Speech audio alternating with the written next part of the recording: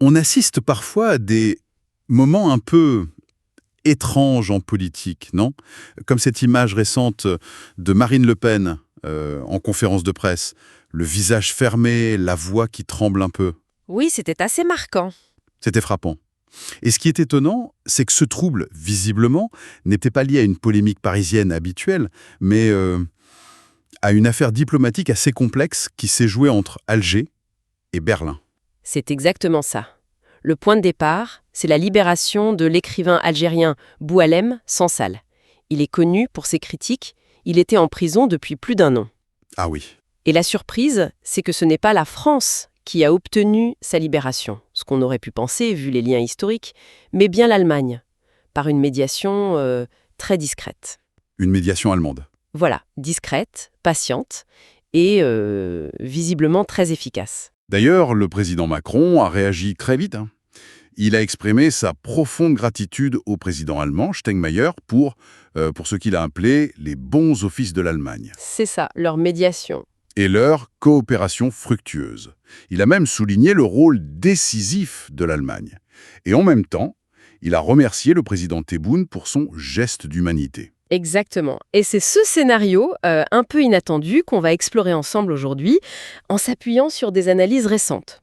Parce que ça va au-delà de l'anecdote. Oui, on sent qu'il y a quelque chose de plus profond. Tout à fait. Ça semble révéler un vrai changement, peut-être même un basculement dans les relations France-Algérie.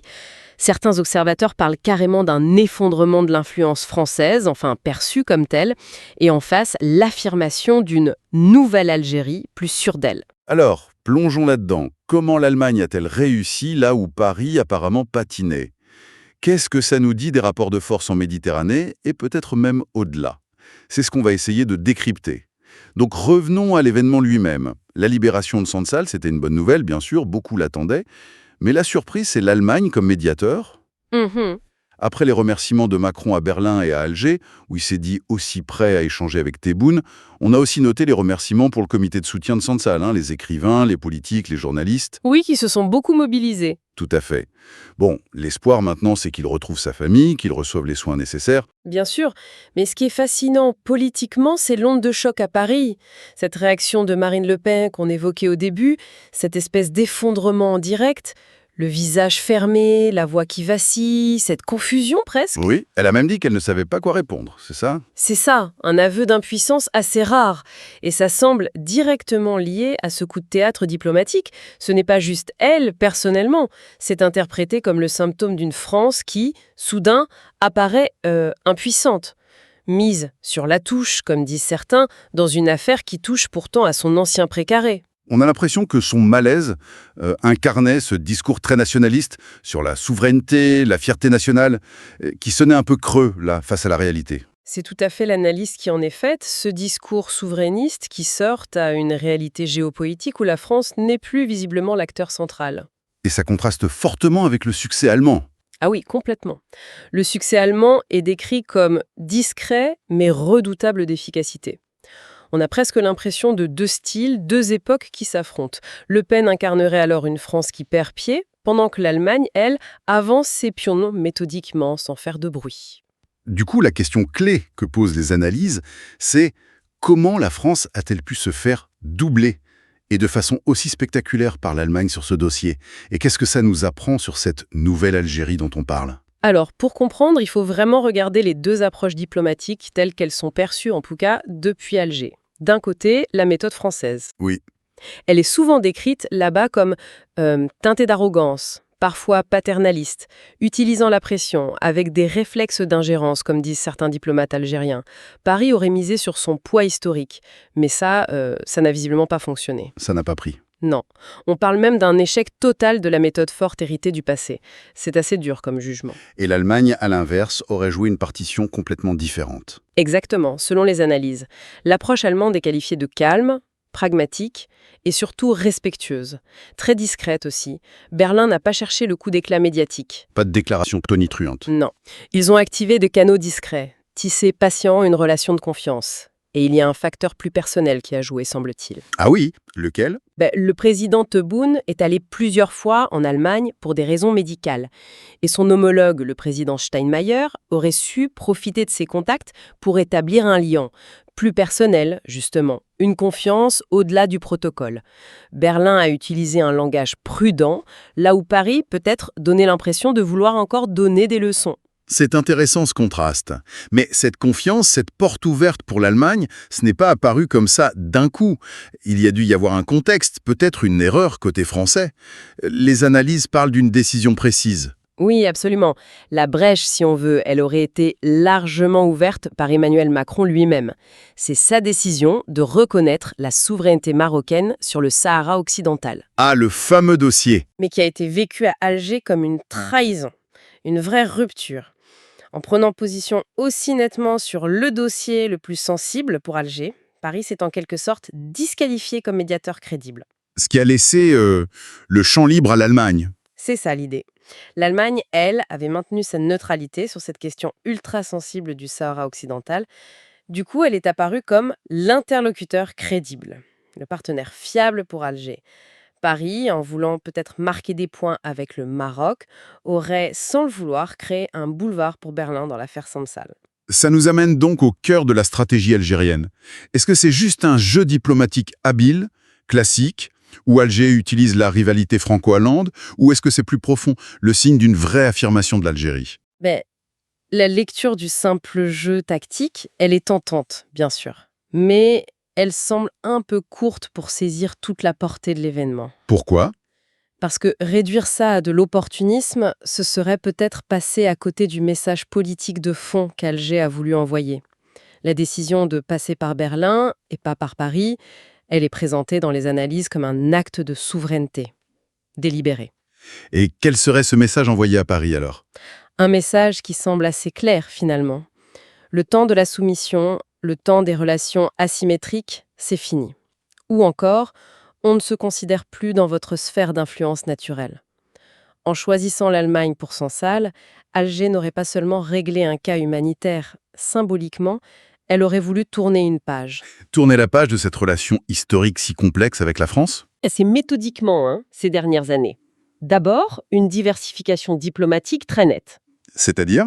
L'objectif, c'était clairement de sortir de cette dépendance historique presque exclusive vis-à-vis de Paris. Donc Alger a renforcé ses liens avec la Chine, la Russie bien sûr, mais aussi, et c'est important, avec les États-Unis, notamment sur les questions de sécurité au Sahel. Et en Europe? On a parlé de l'Allemagne, mais... Et c'est là peut-être que ça fait le plus mal à l'influence française perçue. L'Algérie a noué des partenariats énergétiques majeurs avec l'Italie et l'Espagne. Ah oui, les voisins méditerranéens. Voilà. Deux pays qui sont souvent en concurrence avec la France et qui voient maintenant Alger comme un partenaire stratégique absolument clé, surtout pour le gaz. Ça tend à marginaliser un peu la position française dans la région. C'est vu comme un coup de maître algérien et un vrai revers pour Paris. D'accord, donc diversification diplomatique, quoi d'autre? Ensuite, il y a la puissance militaire algérienne qui compte dans la région. Et puis, évidemment, le levier économique. Et là, c'est crucial aujourd'hui. Les hydrocarbures. Oui, forcément. Avec la guerre en Ukraine, la quête d'alternatives au gaz russe pour l'Europe et surtout pour l'Allemagne, ça change tout. Ça change complètement la donne. L'Allemagne cherche désespérément des alternatives fiables. Et l'Algérie, avec ses réserves de gaz, sa proximité, elle devient un partenaire stratégique incontournable. Elle n'est plus juste un fournisseur parmi d'autres. Elle est vue comme une partie de la solution à un problème existentiel pour Berlin. Une interdépendance nouvelle, en fait. C'est ça, une interdépendance qui change l'équilibre des forces. Ça donne à Alger un poids dans ses discussions avec Berlin qu'elle n'avait sans doute jamais eu avant. On a vraiment l'impression qu'Alger joue sur plusieurs tableaux maintenant pour s'extraire de cette relation très, très dense, parfois pesante avec la France. C'est exactement l'interprétation dominante. Le mot qui revient souvent, c'est multipolarité.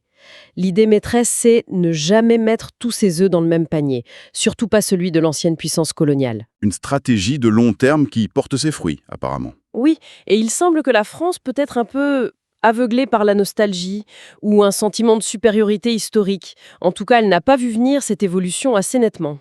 Si on élargit un peu la perspective, cette affaire Sansal, c'est un peu comme un révélateur, non?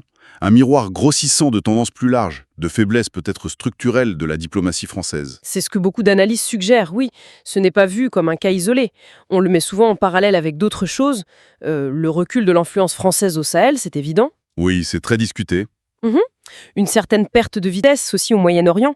Du coup, l'épisode algérien apparaîtrait comme le symptôme le plus spectaculaire, le plus symbolique peut-être, d'un déclin plus global, ou en tout cas d'une perception de déclin. Et si on revient à la réaction de Marine Le Pen au début, elle incarnerait donc, pour ses observateurs, une vision du monde un peu dépassée par ces nouvelles réalités. C'est souvent lu comme ça, oui. Son discours très classique sur les frontières, la nation toute puissante, ça semble moins collé à une réalité internationale où ce qui compte de plus en plus, ce sont les réseaux, les interdépendances, le respect mutuel. Pendant que Paris cherche un peu sa place, L'Allemagne, elle, gagne en silence, avec méthode. C'est qualifié de presque insolent de pragmatisme. donc pour l'Allemagne, c'est une réussite sur toute la ligne, cette affaire, hein. Sur plusieurs plans, oui. Ils obtiennent la libération de Sandsal, succès humanitaire et diplomatique. Ils renforcent leurs liens avec un partenaire énergétique clé, qui se montre fiable. Ils améliorent leur image de puissance diplomatique sérieuse, efficace, respectueuse. Et puis, faut pas l'oublier, dans le contexte européen, ils marquent un point symbolique face à la France. C'est vu comme une victoire morale, économique et stratégique. Et la clé de ce succès allemand, ce serait quoi d'après ces analyses? Qu'est-ce qu'ils ont compris que Paris aurait peut-être raté? L'Allemagne semble avoir compris, peut-être mieux ou plutôt que Paris, une chose essentielle aujourd'hui. Des nations comme l'Algérie, fières de leur souveraineté, elles ne se laissent ni acheter ni soumettre. Elles cherchent des partenaires, vraiment. Des partenaires égaux, en quelque sorte. Oui, des partenaires qui reconnaissent leur poids réel, régional, international et qui traitent leur souveraineté sérieusement, sans condescendance, sans les réflexes hérités du passé colonial. Il y a une phrase forte qui circule dans les analyses pour résumer ça. L'Algérie serait passée du statut de partenaire junior à celui qui fixe les règles du jeu. C'est peut-être ça le vrai basculement. C'est le cœur de la transformation, oui. Le monde a changé. L'époque où Paris pouvait espérer ou même croire pouvoir imposer sa volonté au Sud, elle semble vraiment révolue. Alger aujourd'hui se voit comme maîtresse de ses choix. Elle pense en avoir les moyens, économiques, diplomatiques, et elle exige le respect qui va avec. C'est une nouvelle donne. Et beaucoup en France, pas seulement à l'extrême droite d'ailleurs, ont encore du mal à l'intégrer. D'où cette formule qui circule aussi. L'Algérie agit, la France réagit. C'est ça. Ce qui signifiait une inversion totale des rôles par rapport à l'image qu'on avait. Finalement, cette affaire Boualem-Sansal, c'est bien plus qu'une simple anecdote diplomatique. C'est un vrai marqueur. Peut-être le symbole d'un basculement historique, comme vous disiez. Un de ces moments où on sent que les choses bougent en profondeur. Tout à fait. C'est un peu comme si cette libération, orchestrée par Berlin, avait été le flash d'un appareil photo qui illumine soudainement une nouvelle scène mondiale. Et sur cette photo, l'image qui ressort, c'est quoi? C'est l'image d'une France qui semble reculer dans ce qui était son précaré, une Algérie qui avance avec une assurance nouvelle, et une Allemagne qui s'affirme discrètement, mais très efficacement, comme un acteur majeur. Et dans le silence un peu gêné ou la confusion de certaines réactions à Paris, on lit la sidération, celle d'une partie de l'établissement français qui a du mal à trouver la bonne réponse face à ce nouveau paysage. Oui, c'est une adaptation difficile. L'histoire retiendra peut-être que la libération d'un écrivain, bien malgré lui, aura symbolisé la fin d'une ère dans ses relations France-Algérie, si passionnelles. Ce qui nous amène à une question plus large, une question de fond qui dépasse ce cas précis. Elle est un peu en filigrane dans les analyses et elle mérite réflexion. À quel point cette approche allemande, pragmatisme, discrétion, respect affiché, est-elle en train de devenir le nouveau modèle? Peut-être le seul modèle efficace pour dialoguer avec ces puissances émergentes du Sud. Ces puissances qui affirment leur autonomie. Et qui ne tolèrent tout simplement plus les réflexes paternalistes ou les leçons de morale venues d'ailleurs. C'est une vraie question pour la diplomatie de demain.